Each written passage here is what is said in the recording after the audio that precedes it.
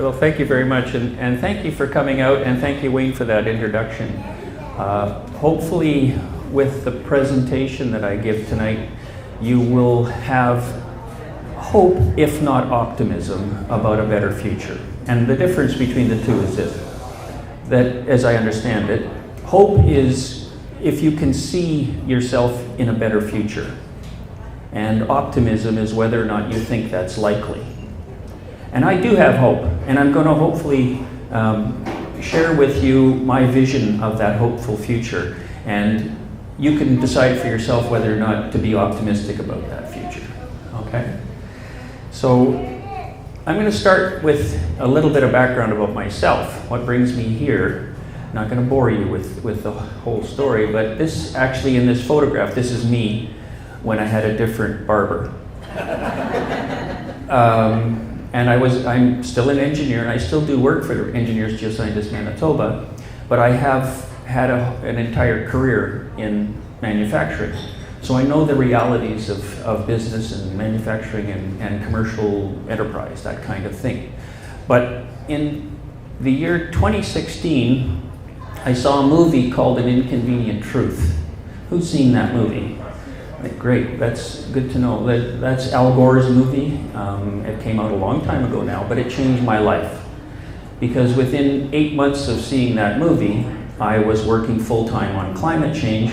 This is a photograph here of my colleague Susan. Susan and I have been working together for 16 years on climate change.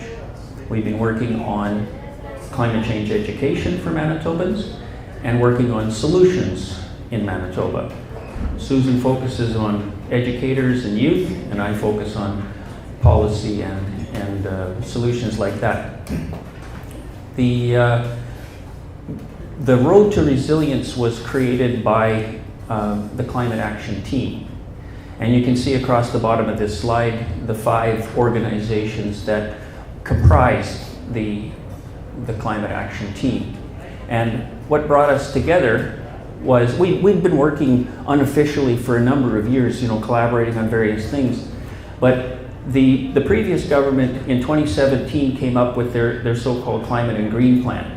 And it was kind of like presented to us, to the world, to Manitobans, and said, here it is. And we kind of went, well, even though many of us were involved in the consultation, so-called, to the creation of it, we said, wow, people haven't really been involved in this. So we put together, this is a photograph of the town hall that we did at the University of Winnipeg, where we had these round tables, and we had discussion groups facilitated, and scribes, and we collected all this really good information. And at the end of the evening, we said, what are we going to do with this? We don't want to waste it, because there's a lot of really good ideas here. And if we combine those ideas with the work that we've already been doing, maybe we can come up with something. And the work that we then embarked upon, the story we tried to come up with, and the solutions we tried to come up with, were focused on the targets that were set out for us, primarily in this document that you see here. This is the IPCC 1.5 report, and it's a real watershed, an extremely important document. There's a lot of details in it, but there's a couple of key points that I'm going to share with you. Within it, this is the first one, and just take a look at the shape of this curve without really necessarily looking at the details. On the left side of the curve is basically a straight line showing the increasing average annual temperature of the planet in the past. So we're on almost a linear increasing trajectory of a warming planet, a heating planet. But in the gray area, you see what this report was all about, which is to say, what does it take in order to level this thing off by the end of the century? And the next slide shows, and this is the really important one, which says if we're going to make that other slide, the first slide, come true, the one that has that linear trajectory leveling off and creating a livable future for our children and grandchildren, we have to apply this curve here. This one, which says that we have to globally reduce emissions, greenhouse gas emissions, really, really steeply. And because it's kind of an envelope, the later we wait, the steeper the reductions have to be. But in general, We have to cut our emissions by about half by 2030, clock is ticking, and reach zero by 2050. That's what the road to resilience is all about. How do we do that? Here in Manitoba, how can we get as close as we possibly can to creating that kind of a future for ourselves? So we took that information we got from the town hall and other subject matter experts. We had numerous meetings with all kinds of different groups. We initially hoped to have gatherings in person, but then COVID got in the road and then we went to Zoom. But in February of 2021, we released this 50-page document, Road to Resilience, which provides a pathway to a fossil fuel-free, climate-resilient future for Manitoba. It's a pathway, okay? And when we say resilient, what we mean is this. Resilience to us means being able to meet our essential needs ourselves without fossil fuels. And when I say essential needs, what are they? Well, there's 4 key technical needs, if you will. We need to be able to feed ourselves without fossil fuel-based fertilizer and without diesel for the machinery. We need to be able to move all goods and people without gasoline or diesel. And we need to be able to heat all of our buildings, old and new, without fossil gas, without natural gas. And we need to use our electrical and energy resources as effectively and efficiently as we possibly can to meet those other 3 technical challenges. In the Road to Resilience, we have those four technical topics have their own chapters, but we have 3 additional chapters in the Road to Resilience pathway, and we call those the foundational chapters. So as we move forward with the technical solutions, we have to be faithful to and cognizant of the needs for, the needs for economy and green jobs. We need to make way for and address climate injustices and human impacts of climate change. And we also need to leave room for the other species and green space and the ecologies and ecosystems of the planet, of the province. Again, this is a Manitoba-focused document and study. So we published that first pathway in 2021. 2022, we published the Road to Resilience Energy Solutions. And most of my talk in the solutions portion is going to be related to the energy solutions. And energy solutions tackled 2 of those technical problems. That how do we heat our buildings and fuel our vehicles without fossil fuels? How do we do that electrically, primarily? That's what that analysis was all about. And we didn't just put words in paragraphs, we put numbers to it. Remember my first slide was showing me as an engineer? That's sort of where I'm coming from. I don't feel comfortable in tackling a problem unless I can put numbers to it. And so that's what the Road Resilience Energy Solutions focused on, is coming up with numbers related to that challenge of heating our buildings and fueling our vehicles electrically. How much power and how much energy is required.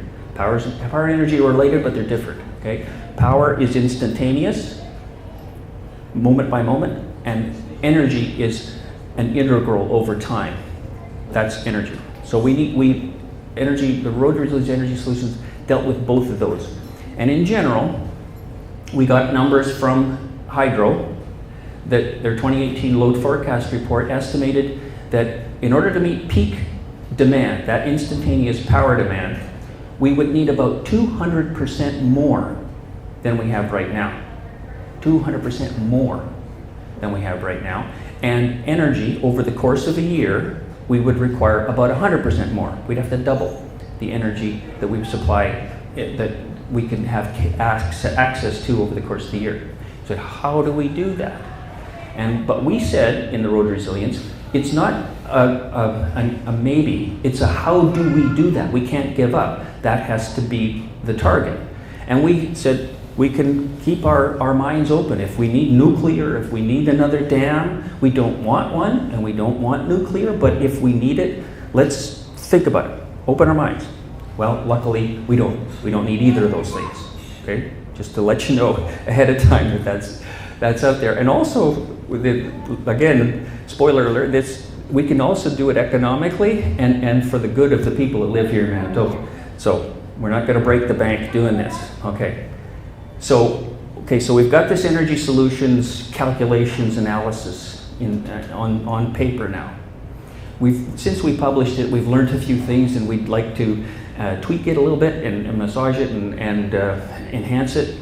That's necessary, but at least we've got a full story there that can be adjusted.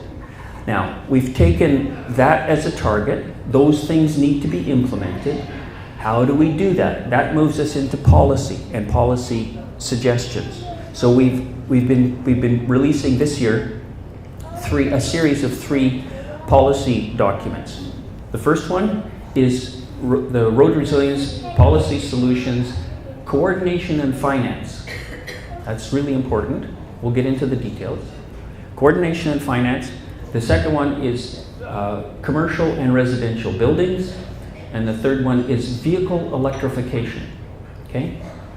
Now, if you want to see what we have released so far, you can go to our website, the Climate Action Team website, and just click it one more time there, and you can see the address that you can seek out to get all of this information. You can download the PDFs, you can look at pieces of it, etc.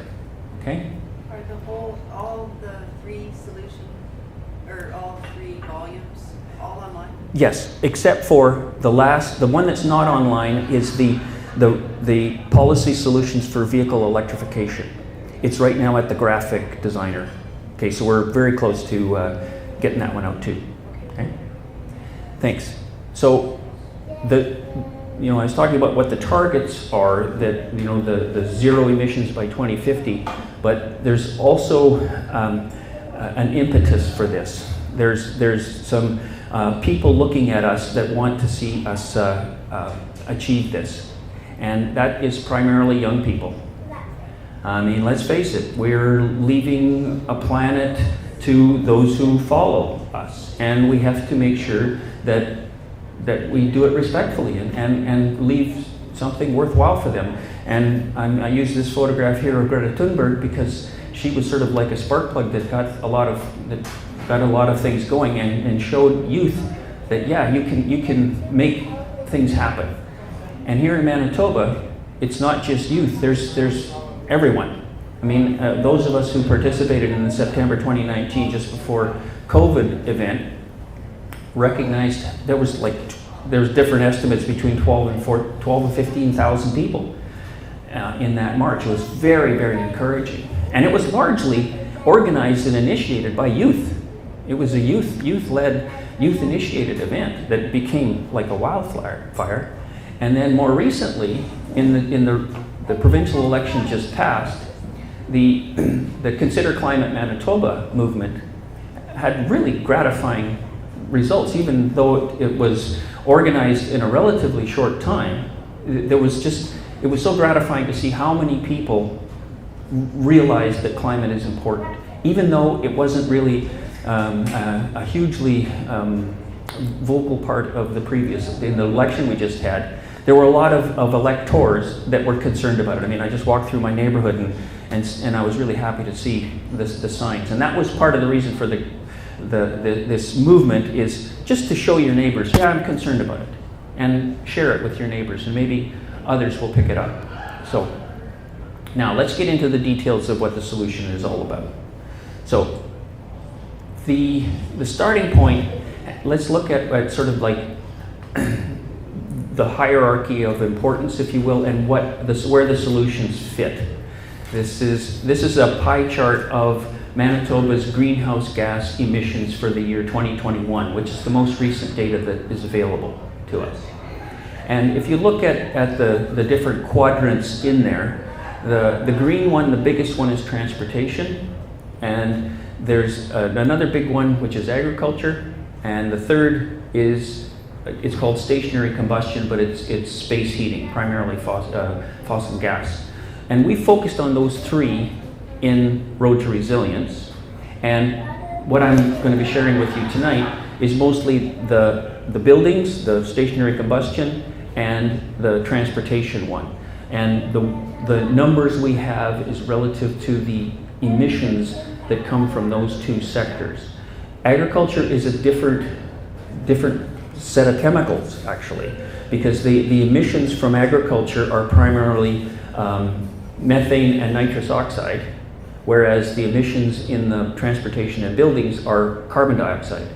And so there's a different set of solutions there, and there's also a whole bunch of a different economics involved there.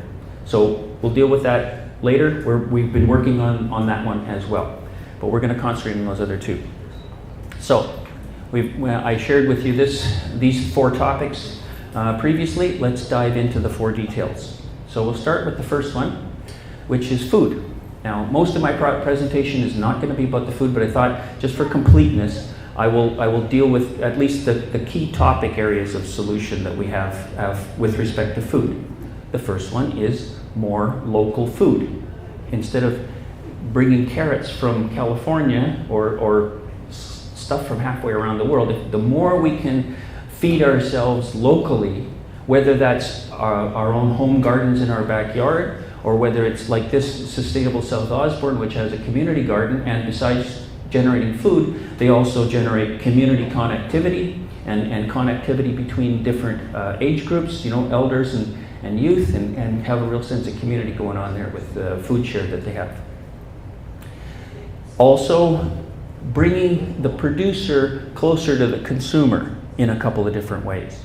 This is the South Osborne Farmers Market. Farmers markets have an opportunity for producers to provide their goods directly to consumers, and again, to shorten those travel miles, and also a lot of times the way it's produced is more organically, more simply.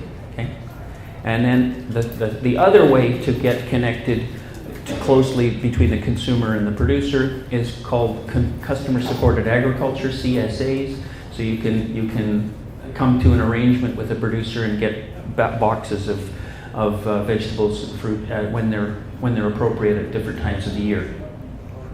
And then there another concept, which is nutrient recycling, and at the household level, composting in your backyard, but there's also composting at an industrial level and composting in agriculture. And I'm not going to go into the details, but those are there. And then the final concept that I've got here is a whole approach to agriculture called regenerative agriculture. And regenerative agriculture, if you notice the circle on the far left, it includes livestock, because in that case, like I'm mostly vegetarian, and a lot of people who are concerned about the climate are mostly vegetarian. But I'm learning that there's a potential place for cattle, for soil health, and a place for that in regenerative agriculture. It's very interesting. Got to keep an open mind with this stuff, okay? And that last piece, a lot of people ask me, well, you said that we have to feed ourselves without diesel for the machinery, without fossil fuel-based fertilizers, without diesel for the machinery. What about that diesel for the machinery? Well, a lot of people go straight to electric for all vehicles. Well, farm equipment's different, and in the Road to Resilience, we talk about the potential for on-farm biodiesel. And the estimates we've got are, depending on the type of agriculture employed, you could produce the crop, a canola crop, about 7% of the crop would produce enough fuel for producing the crop. It's between 5 and 10%, depending on how many passes of the field and things like that you do. But if you think about it, that's not so much different than the way agriculture was in the beginning of the 20th century and before. Because there was a percentage, I was heard 30% of the farmer's land was for growing oats and feed for the draft animals. So it's a kind of conceptually a similar kind of investment. Okay? So that's food. That's as far as I'm going to go with food. Now we get into these other three technical topics. And the first one is transportation. Now, we're very clear in the well, it hasn't been released yet, but the transportation chapter is focused on vehicle electrification. But we have a preamble that says we can reduce the challenge of vehicle electrification by reducing our dependence on vehicles as much as we can. And so we start with, do we need to travel at all? Like we've got in the last few years because of COVID, we've had a pretty good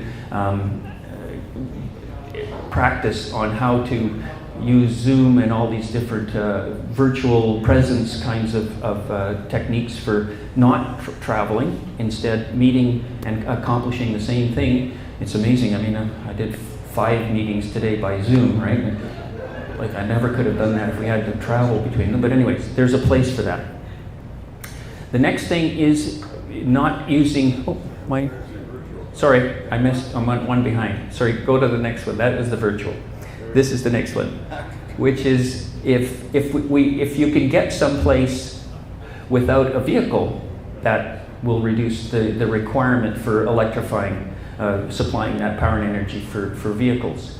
But realizing that bicycles aren't a universal solution when it comes to transportation. First of all, it's difficult to bring plywood home on your bicycle, even though I have a friend who moved his entire apartment with a cargo bike, with a special tricycle cargo bike.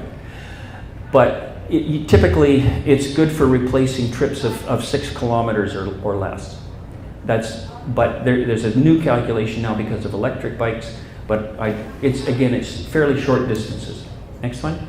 Another alternative to vehicle transportation is public transit. And now because of COVID and other things, there's a lot of complexity when it comes to public transit. But here in Winnipeg, I'm very pleased to point out to us all that we have the Transit Master Plan. And it was adopted by Council a few years ago, and I would recommend that if you're interested in transportation, this is a very good document. There are some really good ideas, and if we implement this, we'll be well along towards a solution here. I don't have it in this presentation, but there's another document that the City of Winnipeg adopted called the Community Energy Investment Roadmap. And that's another very inspiring document that is very similar to the Road to Resilience. It looked at the challenge of getting to zero emissions in the City of Winnipeg, and the two are run in parallel. It's really quite remarkable how much the two are in alignment with each other. So the Community Energy Investment Roadmap, or the CER report. Another alternative is if you're going to use vehicles, you don't necessarily have to own a vehicle. I haven't owned a vehicle since 2008, and it's good that I live near the center of town. I live in the Curt Village area, so I'm close to a lot of things. That's important. The form of the city is important. This solution isn't quite as easy for people in rural reality, but for me, I haven't needed a car since 2008, and I save a lot of money. I'm a member of the Peg City Car Co-op, and I ride my bicycle. I rode my bike here, etc. Next. And but whenever I talk about climate change and whenever I talk about solutions to climate change, everybody goes, yeah, I really want to get an electric car. Right? Oh, I can't. Oh, they're too expensive, but I really want one. That's the sexy solution that everybody gravitates towards immediately. I focused on buildings because it's the tough one, but the necessary one, but everybody goes to electric vehicles. Okay, let's talk about electric vehicles. The reason I don't really spend a lot of time or attention on electric vehicles is because of this graph here. This is the last graph, by the way, of the, I got another one, a table. But anyways, this one's important, though. If you think about the cost to the manufacturer of producing the drivetrain of a vehicle, the cost of manufacture is going up based on inflation. So it's got this increase to it. But the cost of manufacture of electric vehicles is coming down exponentially. And those two cost curves will cross at some point. It's interesting that I've been using this graph. It was shared with with me this came from Al Gore's organization, Climate Reality Project, and it was shared with me in 2017.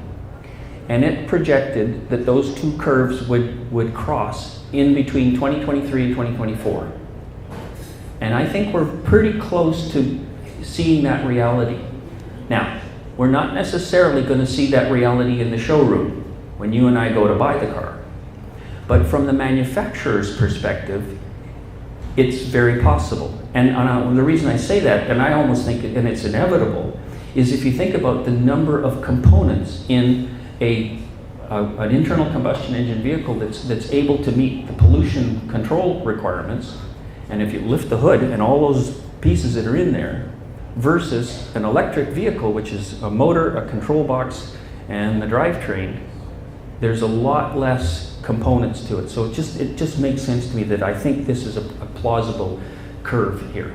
So if that's the case, and the other thing, so that's from the manufacturer's perspective, is that the economics work. But from a consumer's perspective, that I was saying how people think that electric vehicles is so sexy, is because it's going to save them a lot of money. People that I know that have electric vehicles, they talk about, really a small percentage of what they used to spend on gas fill-ups every week. Now it's just they plug it in the garage and they just use it, right?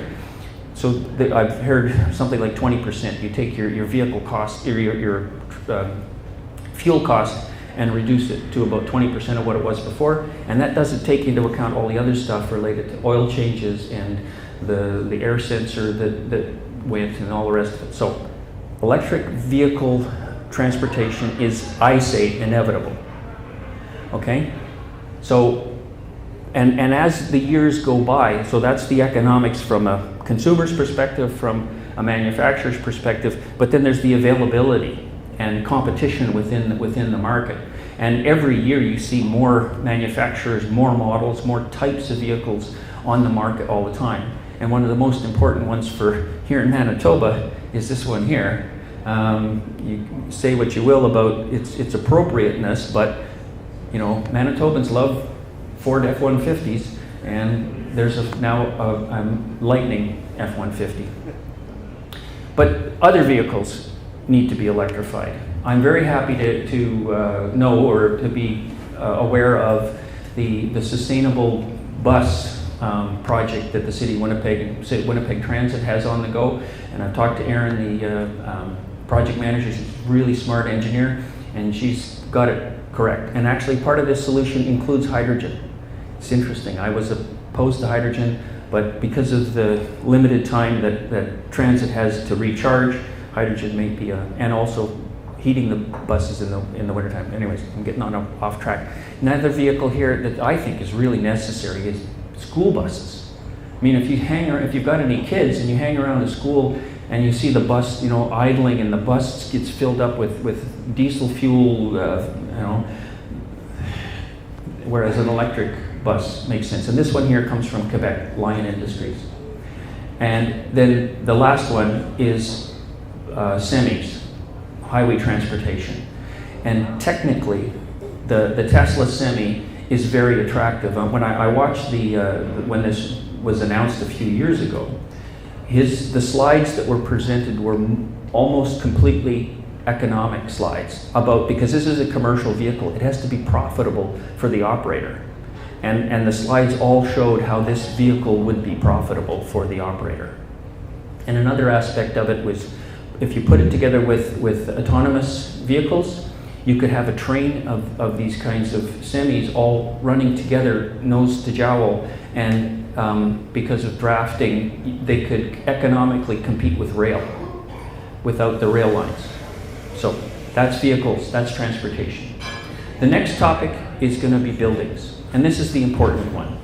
And there you go, buildings. Now, the buildings challenge is the most important and the most difficult, okay? But in tackling the buildings challenge, how do we heat all of our buildings, old and new, without fossil gas? And I only say heat, I don't say heat and cool, because already cool is electric, like your air conditioners are electric, you don't have natural gas air conditioners, but also the demand is far, far lower, so far. we'll see where we go with global heating. But the solution has got two aspects to it, both related to efficiency. The building itself needs to be as efficient as possible, and the electricity that we use to heat it needs to be as efficient as possible. So those are the two aspects, the building and the electric heating. So the first slide here relates to the building itself. This photograph that you see here is the first passive house certified building in Manitoba. Randy Weber's house up near Gimli, and it was a breakthrough kind of development here, where we had energy modeling and local architects and local builders. This is Eric Bjornsson was the builder, and working together to create something really, really remarkable and inspiring. So that was the first building, and the passive house means that the building uses far, far less even than a code building. Compared to the previous code, something like 20% of the energy that a code built building would require in a passive house building. And Randy, the first winter, he said he had to put more window coverings in the wintertime to keep the house from getting too warm, because it's south-facing windows, and even at 20 below, it was starting to get too warm. So we had to put more window coverings to keep the thing from getting too warm, okay? So think about the energy bills there. Not very much, not very high, right? But we've got a lot of old buildings, that's okay. We've got a lot of old buildings, and they're the biggest part of the challenge, because it's not going to be cheap or easy to really bring them up to anything close to a passive house standard. It can be done. This photograph here is of the Sun Certified Builders Co-op, and they have some very innovative approaches to adding insulation to the outside of the building. What you see here are Larson trusses. It's a Larson truss that they attach to the outside of the building, and they raise the roof. Basically, you can add 18 inches of blown cellulose insulation on the outside of the building, so you don't have to rip out the interior walls, but it's still expensive. In the neighborhood of $100,000. This building here was $100,000 to do. 60,000, 100,000, depends on how much you want to do. But if you already need to replace the exterior, if you've already got foundation work required, you could consider doing this. There's another possible approach, which is this one here, a panelized energy efficient retrofit. And the pier approach. This is being experimented by Enercan is experimenting on this. And this you take a computer generated image of the building, and then in a factory you build these panels and you bring them out to the site and you apply them. So it reduces the labor costs and the time and the disturbance required to bring the building up to a much higher performance standard. Now this slide has got air source heat pumps in it. And a lot of times people talk about air source heat pumps, and air source heat pumps will make the energy efficiency of your heating much improved. It will. But it won't solve the central challenge that I posed at the very beginning. How do we heat all of our buildings, old and new, electrically? If that's the challenge, we need to depend on the grid being able to supply that instantaneous power on a cold January morning in the future when it's 35 below and the sun's not up yet and everybody's trying to warm up their houses at the same time, because that's our peak demand. If we have air source heat pumps as the supplement to our resistive heating, we won't be able to supply it. It's at that temperature, 30 below, air source heat pumps are no better, no more efficient than a baseboard heater. So hydro wouldn't be able to supply it. Instead, this brings me to the really important nucleus of my presentation here, which is geothermal, ground source heat pumps. Because this will provide the energy efficiency of heating that we absolutely need. Okay, I'm going to talk about coefficient of performance. Roughly speaking, if you've got a resistive heater, like a baseboard heater or one of those little heaters, it's got a coefficient of performance of 1. So in other words, if you put a kilowatt, 1,000 watts of power into it, you get 1,000 watts of heat out of it. But hydro can't supply enough power to meet a coefficient of 1 kind of heating solution. That's where their 200% came from, was based on resistive heating. That's why they say we need 200% more power. But we can reduce that demand completely if we use geothermal, because a properly designed, engineered, installed, and managed geothermal system has a coefficient of performance of 4, meaning that if you put 1 kilowatt of power in, you get 4 kilowatts of heat. You can easily do 3, but if it's really well done, you can get 4. If we hit 3, we can meet, the numbers will work for meeting our peak demand. Okay? Now a lot of people go, but that's expensive and it takes a long time to pay it back. Absolutely. I'm not talking about solutions here that depend on you or I working individually. This is a systemic problem. It requires a systemic solution. And that is very, very apparent when it comes to geothermal. Because if you or I want to do it, like look at, okay, it's going to cost $20,000, I'm going to have to rip up my yard, and the payback is like going to be 20, 15 years, I don't know, depending on who calculates it, at least 10 years. Excuse me. So that, and then if I do it now, and then a few years from now my neighbor does theirs, they may conflict with each other. Instead, what we are proposing is geothermal as a utility, a thermal energy services utility. That's how the fossil gas network, the natural gas network, was installed in the first place a few decades ago. Why not geothermal? It was taken on by a utility so that, and working at a district level. I'm going to paint a picture for you. They talked about the hope at the beginning. Okay, this is my hopeful future. Okay, and this is in the Road to Resilience Coordination and Finance document. These are the proposals that we put forward. There are 4 key ones. We create a climate emergency secretariat so that we get rid of the silos between the different crown corporations and government and business and everything. We have a secretariat that manages the whole thing, and instead of all of us applying for funding, this secretariat is saying what we're going to be doing and manages the whole project. We're talking about financing, so that as long as there's a federal carbon tax, we should be using that money, that levy, for the solution that gets us off of having to pay the tax. So if we had a fund, if that carbon tax stayed in Manitoba as a fund that would be used for a zero interest PACE loan, property assessed clean energy loan, that would bring up the energy efficiency of existing buildings with a zero interest loan that stays with the property. Okay?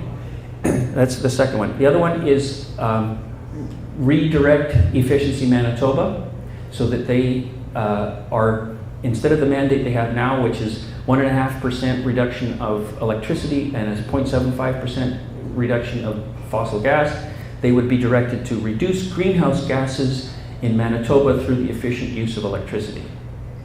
And then the creation of a geothermal utility. Those are the key things in the coordination and finance document. And what we would do, like I foresee having this entity, this Secretariat, Efficiency Manitoba, this new geothermal utility, going neighborhood by neighborhood, municipality by municipality, bringing in energy advisors to do assessments, energy audits, energy modeling of the system, working with the building owners. Do you want to be connected to this system? If you do, you need to have your energy of your efficiency of your building up to a certain minimum. We'll help you with that, with the zero interest PACE loans. And by the way, some of that carbon tax goes back to the lowest income households, so they continue to get the rebate that they do now. and some of it goes to fund the operation of Efficiency Manitoba. And they come into my neighborhood, they come into your neighborhood, and they talk to all of the building owners, and they say, do you want to be connected? Okay, if you want to be connected, here's the audit we're going to do. We can model the whole system, and they start to lay out a district system, and that's what this photograph is about, using directional drilling, horizontal drilling, to connect the system together. So there will be wells, deep wells, at each end of the system potentially, like there'll be a deep well, and then maybe smaller wells every so many houses, or under the street, or under the boulevard. But it connects them all together, and at the end of this is where it's really important. You wind up with really low energy bills. And you wind up with air conditioning as a necessary part of this. Because geothermal is not an energy source. It's a thermal battery.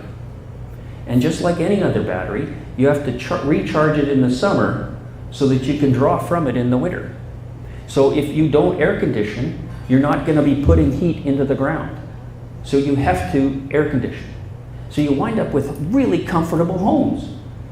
And that cost you less in the long run. There's an investment up front. There's an investment in the utility. There's an investment in the energy upgrades. But when you're done, you have efficient, high-value homes that are really comfortable to live in, and you've satisfied the biggest challenge in the climate problem. Okay, that's what gets me going in the morning, because I think this is doable and beneficial to us all. So that's buildings. The next one is, how do we provide the necessary energy? Yeah, one more click there. One more, the energy and electricity for meeting the challenge. So we said we don't need a new dam, and we don't need nuclear reactors or anything like that, but we do need wind. We have been, our scenarios that we've been playing around with, different numbers, we've put different values in here, but we're talking sort of in the neighborhood of 3,000 megawatts of generating capability. Maybe more, maybe less. No, maybe more. But anyways, yeah, that's what does that mean, 3,000 megawatts? Well, right now with the Saint Joseph and Saint Leon wind farms that are currently in existence, they generate about 260 megawatts. So, that's a lot more. Well, but, yeah, click one more time. There you go. So, but if you compare that to our neighbor in North Dakota, they already have 3,000 megawatts of generating, and they're a smaller land area than we are. And Ontario's got way more yet. So this is doable if we just want to do it. It is doable. Okay. I mean, you have to do it. You have to make sure you're not on a bird migration path and stuff like that. You got to put them in the right place. So you got the wind and all the rest of it, but it is doable. Next one. Now, solar. Solar is a challenge, because remember that scenario, the most difficult scenario, which is a January morning in the future at 6 o'clock in the morning. The sun's not up yet, and everybody's trying to warm their houses up and make toast. Well, the solar panels aren't going to work as long as they're by themselves. The only way that solar will really contribute to that peak demand challenge, which is the biggest challenge that we've got, is if they're connected to some kind of storage. And there's a couple of different storage mechanisms. I'm going to talk about 3 of them. The first one is, vehicle electrification is a demand, a challenge. We got to charge them, but by the same token, they are also big batteries that can provide power when you need it. And there's some technical challenges here. Not all vehicles are. This is called vehicle-to-grid technology. Not all vehicles are currently set this way. That Ford Lightning is, so that actually they advertise it that you can connect it to your house and supply power from during a power outage. You can use your truck to provide essential power to your home or whatever. So this is vehicle-to-grid is one potential form of storage. And that's in the road resilience. We put a number to it. It's not huge, but it's in there. Another one is domestic batteries. This one that I'm showing you here is the Tesla Powerwall. There are no Tesla Powerwalls in Manitoba.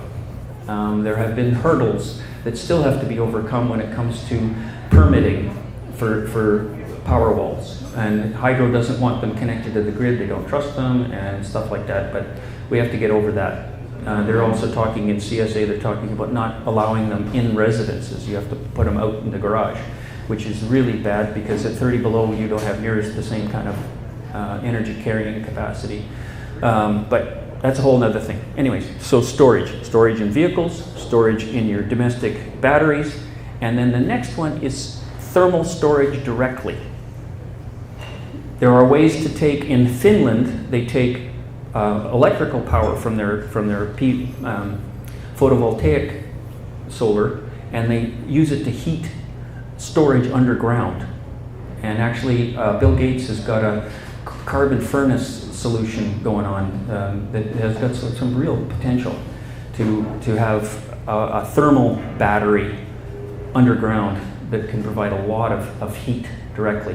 This photograph that I have here is actually not photovoltaics, but rather a direct heating. And one of the things that people are concerned about geothermal is what happens if it runs out of power, or if it's not functioning properly. What can you do to remedy it? And one of the potential remedies is if you've got a system that is tending to cool over the years, you can add additional heat by sending the fluid through one of these kinds of arrays on the top of a garage or something like that, and adding additional heat into your thermal battery in your system. So the last couple slides is just to reiterate how we put numbers to this. I'm not going to go through these numbers, but you can see that we've got numbers in this. And we did for a while, actually click it one more time there, because we've got numbers that at least show you where the important solutions are quantitatively. And then we did some projections as to, can we keep up with the population growth? Can we keep up with vehicle increases in the number of vehicles and stuff like that? And depending on how we manage things, it's still possible. So that really is the last click, brings us to the end of the presentation. And now you won't have to hear me talk anymore, and now I can hear you talk and ask questions and have some discussion. So.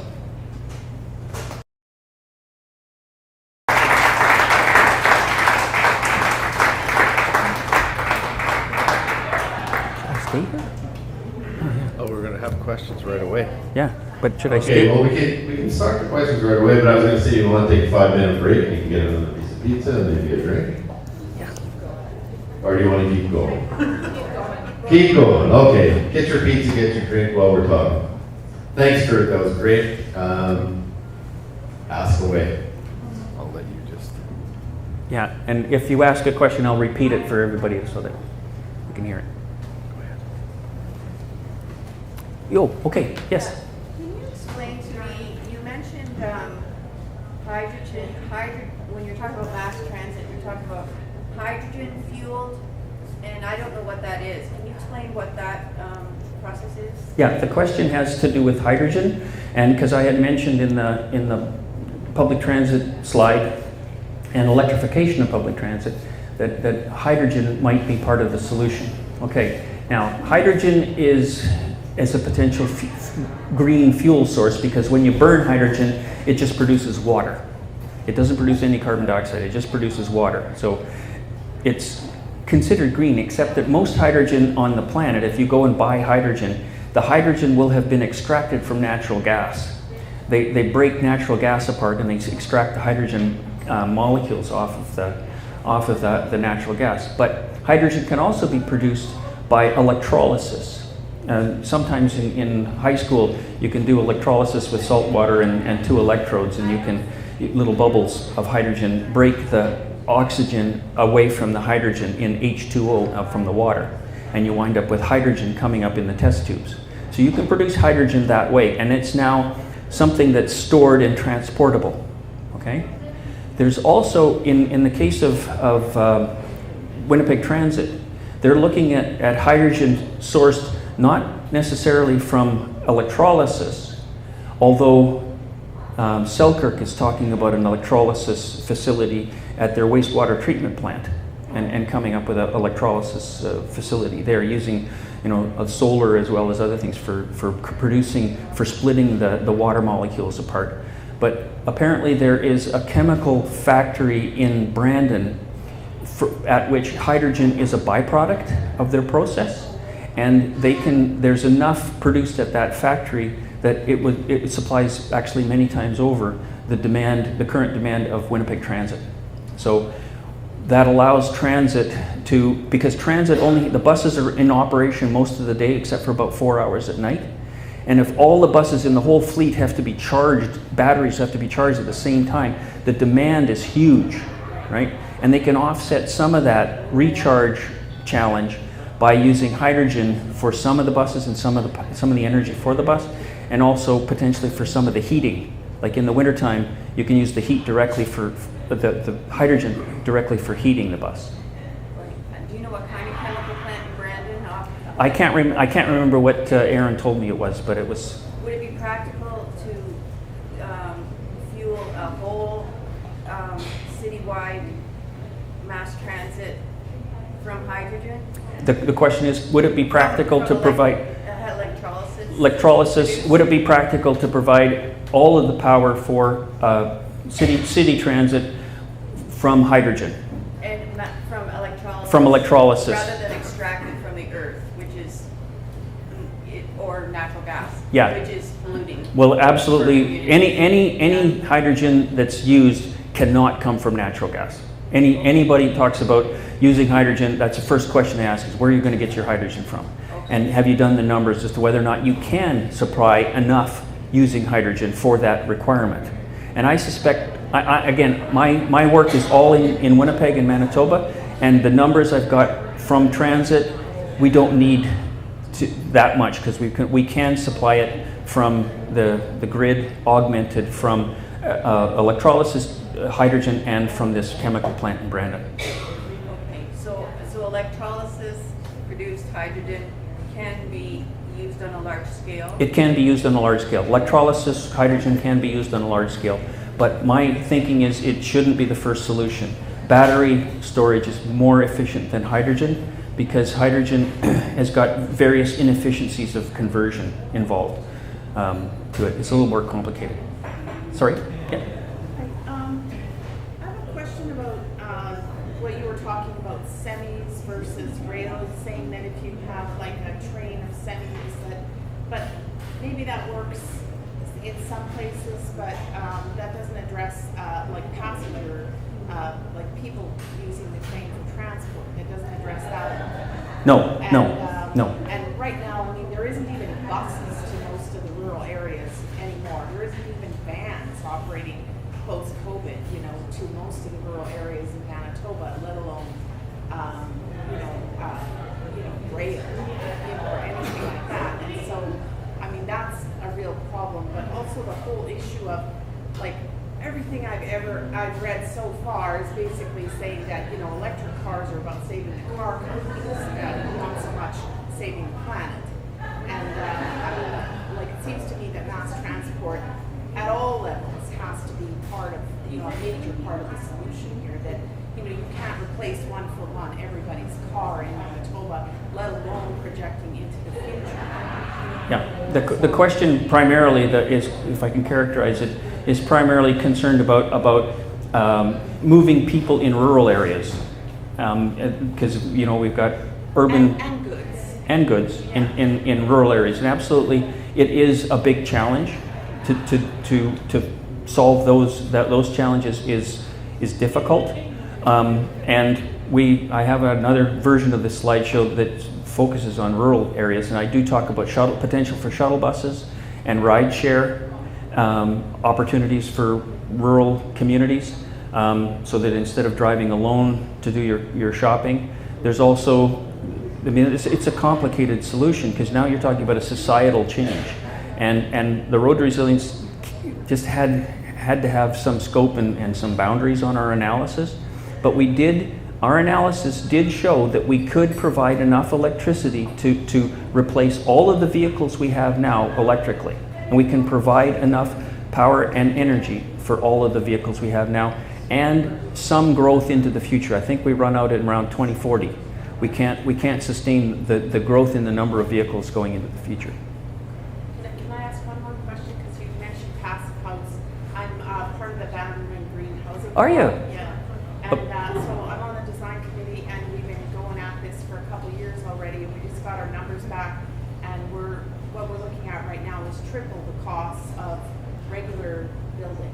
Oh, yeah. Right? And so it's unaffordable what we're looking at now is unaffordable. Okay, so the question here relates to, I'm glad to meet you, that you're on the Bannerman Green project, which is in the north end. There's a group of homeowners and housing co-op group that want to create a housing co-op, which includes individual residences as well as a central building. Now, with geothermal, you don't have to go all the way, and the question was about the cost of going all the way to passive house, because it can add a premium on the cost of construction. Yeah, and which takes quite a long time to recoup. But if you couple not necessarily all the way to passive house, but just efficient construction with geothermal, you can meet the energy requirements at a much more affordable price. And actually, I've been talking to Dudley, that's the architect that you've been working with, and the city and the MLA for that district. And there's a potential that we can actually maybe even have Bannerman Green as one of those first geothermal district systems. So that's what we're kind of working towards. Yes?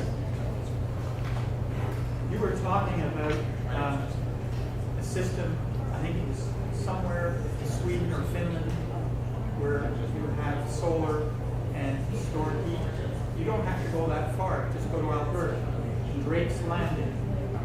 Drake's Landing? Drake's Landing. Okay. It was done quite a few years ago, and they have a salt brine solution, and they have everything they need, the whole community. So that should be somewhere in your information. Very good. That's good to share with me. Drake's Landing in Alberta. The question was related to or consequential to what I shared about that system in Finland, where they take photovoltaics and they use it to heat the ground, and then you have thermal storage in the ground. This kind of brings me to a sort of a central theme here, which that I think is important, and that is that if you think about the problem that we're facing here, it really relates to our challenge of reconciliation and learning from Indigenous people and the Indigenous worldview. And this is how I see a connection. What got us here, the reason why we're in this situation, is because of the linear thinking that came with us from Europe. That we thought that everything works in a line. And if you think about fossil fuels, we extract it from the ground, we burn it, and then we put it into the atmosphere in a line. Okay, and then it's building up in the atmosphere. That line isn't working. But the central part of my presentation here was talking about storage. Storage of electricity, storage of thermal storage. And that, if you think about it, really resonates with Indigenous worldview and circular thinking. This thinking of taking the heat from the summer, storing it underground, and then bringing it back up in the wintertime when you need it, and then putting it back in again, and bringing it back up again. And then the same thing with energy. You take the solar, and taking that energy from the sun and storing it, and then bringing it back when you need it. And that, to me, is where the two coincide, where reconciliation and adoption of respectful worldview, Indigenous worldview, aligns with the climate solutions that we're working towards. Yeah. Thanks for the presentation. This is such an important question to be getting at. How can we get there? And I love your starting point that we know what is necessary, so how do we make the necessary possible? I think that's a great framework. My question is on the building side. Okay. Questions from the building side. Okay. So we have about, if my numbers are right, somewhere between 42 and 43,000 single-family residential houses in Winnipeg. Then never mind outside. Let's say we're talking about $100,000 per house for a deep energy retrofit. Yeah. I think the PACE loan idea is low-hanging fruit. Absolutely, we have to go there. There's no reason why we have to be providing 0% PACE loans that attach to the property. The question is, where's the financing come from to capitalize that fund for those loans in the first place? So, is the carbon tax revenue enough to capitalize a fund that would enable, within, let's say, a 10-year period, homeowners to make it possible for them to finance a deep energy retrofit, or even just getting it to high efficiency standard, something like that? Or do we need to start talking about other kinds of financing mechanisms? Do we need to start talking about public banking in Manitoba as a way to finance this? Or how will we, I know you must get this question all the time, how do we finance and make it possible for a middle class or a low income homeowner to do what is necessary to get us to net zero by 2050? I hope that was loud enough that you could hear that question from. Sorry, I shout all the time. That's great. The university professors, it's great. They project. So, the terrific question. And there's a potentially different solutions here, and you can put different numbers to it, because you can change the amortization period, the payback period, and to go out 50 years for the loan, and maybe that's too long, and if you can reduce that to something that's more realistic, but you may have to then augment the funding source with from the carbon tax with something else, like you say, with green bonds or some public bank or something like that. But there's also, we can reduce the amount of draw from that revenue source by what I mentioned, sort of a minimum energy performance level for buildings. Like, you may have a building that's performing well enough without having to do a lot of retrofit to it. You may not have to spend $100,000 on your home in order to have it performing at a level that's consistent with the rest of that district system. So you don't have to calculate the revenue requirement based on all of the buildings in the province. You can reduce the number of buildings that have to dip into it. But also, let's remember that revenue source is replenishable. Like, this is a carbon tax that is replenished every year. So there's money that comes in from the carbon tax every year, and if the federal government, they're in trouble right now, but if it keeps going up at the rate that they have projected, you've got this increasing revenue stream coming in. Plus, because it's not spent, it's loaned, you also get repayment into it. And so if you manage that implementation with the central climate emergency secretariat that is planning it municipality by municipality or neighborhood by neighborhood, you can time the revenue stream and the expenditure such that the two keep track with each other. So just super quick follow-up. So if it's not financing, what do you think is the most significant policy obstacle to achieving the road to resilience as you've mapped out? What's preventing us from moving forward with this and retrofitting homes and electrifying the vehicular fleet and mending the grid? So the question is, what is the biggest challenge? And the biggest challenge is accepting that zero emissions by 2050 is the target, is the challenge. That's not generally accepted. Certainly not by government, and certainly not by us as the electorate. We don't see it as an emergency, because for the most part, we're not suffering terribly when it comes to climate change. We don't see it. We're too comfortable. I have to say that. That we don't see it as an emergency. We don't see it as something that it's necessary to work on right now. It's the consciousness is coming up. I was very gratified by the reception that the Consider Climate Manitoba has received. That's really encouraging to see how many of my neighbors actually get it and think that this is something necessary. And if you put it into the frame of, this isn't something that's going to make you poor and have to freeze in the dark. Instead, we've got to potentially benefit from this, a potential benefit. Another aspect of our analysis is the number of jobs that are potentially an outcome of this. But the thing is that, the back to your question, the central thing is we don't recognize that the challenge and the objective. Yes? I think there's a lot of potential with the new government that we have now that we can get people working together. So federal funding, provincial jurisdiction with Manitoba Hydro, and the city. The inner city needs new sewers, for example. So if it was timed right, you have the sewers being put in with geothermal being applied at the same time. And I'm wondering if other cities, are you seeing other cities having different levels working together in innovative ways that give cost savings along the way and, like real bang for your buck? Yeah, the question relates to the potential for, now that we have a new government coming in and the prospect is for more cooperation between the different levels of government, and also potentially the potential for incorporating geothermal at the same time as other infrastructure projects is concerned. Again, I told you I was hopeful, and I was, because of what happened on Tuesday, my hope remains. My optimism comes and goes sometimes, but I think there's a real opportunity and a real potential here. We do have a government that at least is, the first thing that Premier Canoe did was he met with Mayor Gillingham next day, right, after the election. So, and I don't think the previous Premier met with, at all. Certainly Pallister didn't. And all that Brian could do was argue about Ottawa. Whereas Ottawa, and I met with a lot of MPs, and they go, we'd like to do stuff. And they've left money on the table that was not was not taken advantage of provincially because of this pissing match that was going on between the different levels.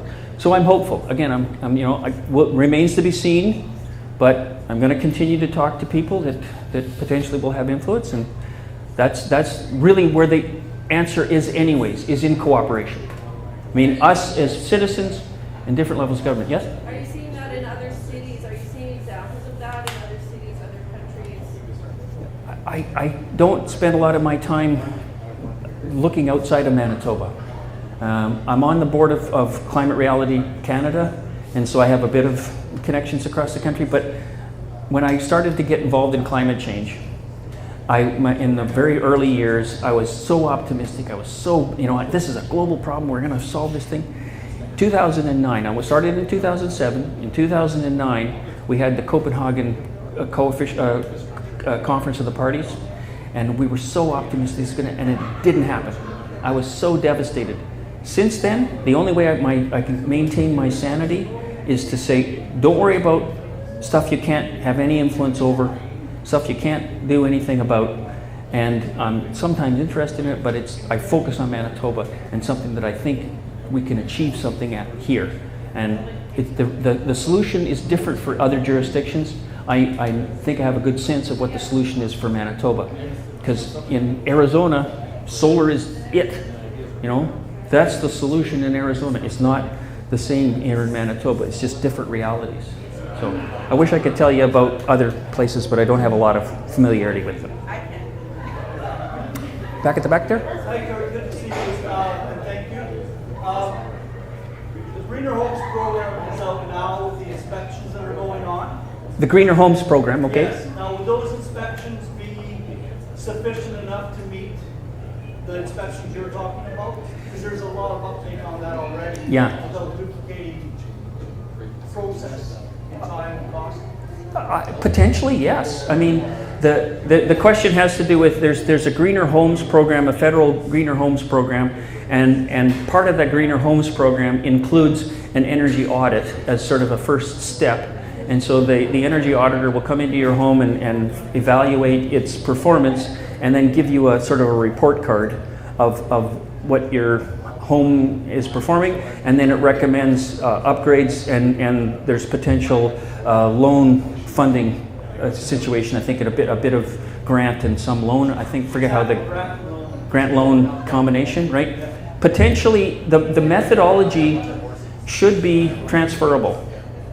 Now I don't want to preclude how the project manager of this new entity is gonna want to do things. They may want to double check it from time to time. I don't know, but potentially yes, it could be, because The energy auditors, if I understand correctly, they use an inner guide standard. Yeah, they're using 2000, whatever that Canada program. Yeah, so as long as the auditing process is done to a standard and is repeatable, Yeah. it could be transferable. Vapor test is a big part of it, where they test they vacuum test the house. Yeah. To see how much air is coming in. Yeah. And the windows or whatever improvements. Yeah, they may, a lot of buildings, there's the blower door test for air infiltration. A lot of buildings though the way they operate will change over time. And sometimes it might depend on the length of time between when the first audit was done and when we implement this utility. And just one thing about the solar thermal, I have a friend in Calgary that his company's been doing it in New Zealand and Australia, and they make a heat sink underneath the house when they build it, and the solar thermal gathers all summer, and after 3 years they're able to get to 60 degrees Celsius in that heat sink that they insulate, and he's been trying to get it going there.